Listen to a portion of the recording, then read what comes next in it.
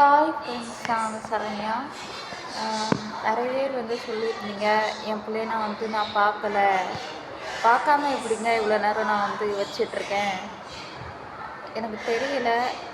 ஐ மீன், நான் வீடியோ போடுறத பார்த்து நான் பார்க்கல அப்படின்னு நினச்சிட்ருக்கீங்களான்னு தெரியல. அது 10 நிமிஷம் வீடியோ தான். 10 செகண்ட் வருமா, 10 நிமிஷம் வரும். அந்த வீடியோவை நான் போடுறேன்னு சொல்லிவிட்டு நீங்கள் அப்படி நினச்சிக்கிறீங்கன்னு நினைக்கிறேன்.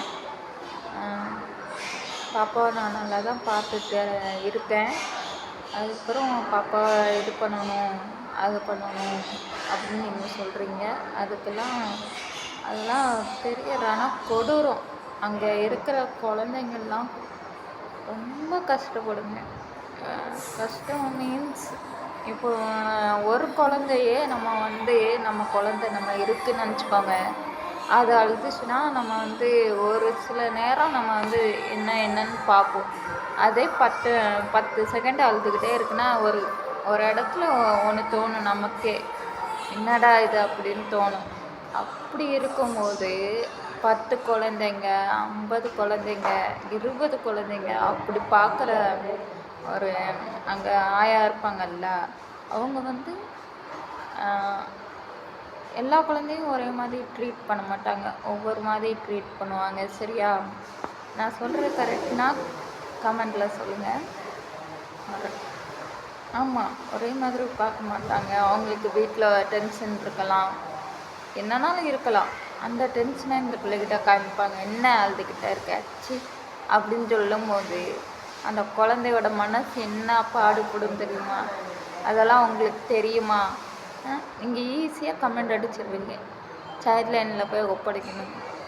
அவளுக்கு யாரும் இல்லாமல் இருக்காங்க, எல்லோரும் இருக்காங்க. அவளுக்கு என் நேரம் கொஞ்சம் சரியில்லை, அடித்து தரத்துறாங்க அப்படிங்கிறக்கோசரம் நான் வெளியே நான் இருக்கேங்க. அவங்களுக்கெல்லாம் எல்லோரும் இருக்காங்க. நான் எனக்கு ஒரு கஷ்டம். நம்ம பார்க்காம நம்ம குழந்தை எப்படி இருக்கும், என்னை பார்க்காம இல்லை, எனக்கு அந்த பதட்டம் இருக்கும்ல. பிள்ளை என்ன பண்ணிகிட்ருக்காளோ, எப்படி இருக்காளோ அப்படிங்கிற ஒரு காரணத்தினால என்னை எங்கேயும் அலோவ் பண்ண மாட்டேங்காங்க. எங்கள் வீட்டில் என்னையை அலோவ் பண்ண மாட்டாங்க, அவளை விட்டால் அலோவ் பண்ணிக்குவாங்க. அது ஒரு காரணம் இருக்குது. ஆனால் நான் பெத்த மனசு தாங்காது. நம்ம பிள்ளை என்ன பண்ணிகிட்ருக்காளோ, ஏது பண்ணிகிட்ருக்காளோ அந்த டென்ஷன்லேயே நான் வெளியே இருப்பேன். அதனால் நான் பாப்பாவை எங்கேயும் விடாமல் நான் என் கூடையே நான் வச்சுட்ருக்கேன். ஆனால் நீங்கள் இப்படிலாம் கமெண்ட் போடும்போது எனக்கு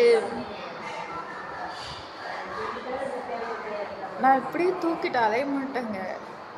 எனக்கும் தெரியும், என்னை பெற்றதுனால பெற்றவன் நான் தானே. உங்களுக்கே இவ்வளோ அக்கறை இருக்குண்ணா, அப்போ எனக்கு எவ்வளோ அக்கறை இருக்கும் என் பிள்ளை மேலே?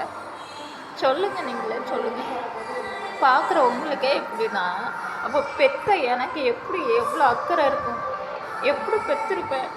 10 மாதம் வயிற்றுக்குள்ளே பொத்தி வச்சு அதை வலிக்க பெற்று, அப்போ எனக்கு எவ்வளோ இருக்கும்? நீங்கள் புரிஞ்சிக்காமல் எப்படி கமெண்ட் பண்ணுறீங்க? அவள் பார்த்துக்க மாட்டேங்க, அவள் வீடியோ போடுறான். எதுக்கு வீடியோ போடுறாங்க? நான் நல்லா இருந்து பணம் சம்பாதிச்சு நான் நல்லா இருக்கணும்னு வீடியோ போட்டுட்ருக்கேன்னா, அதுக்காக மட்டும் இல்லைங்க. என் புருஷன் சும்மாவே யாரை வச்சுருக்க, அவனை வச்சுருக்க, யூடியூப்பில் இவனை வச்சுருக்க அப்படின்னு பேசுகிற ஆள். அதனால் நான் எங்கே இருக்கேன், என்ன பண்ணுறேன் அப்படிங்கிறத அப்டேட் பண்ணிக்கிட்டே இருக்கேன். சரியா? அதனால் ஈஸியாக இதையும் பேசிடாதீங்க.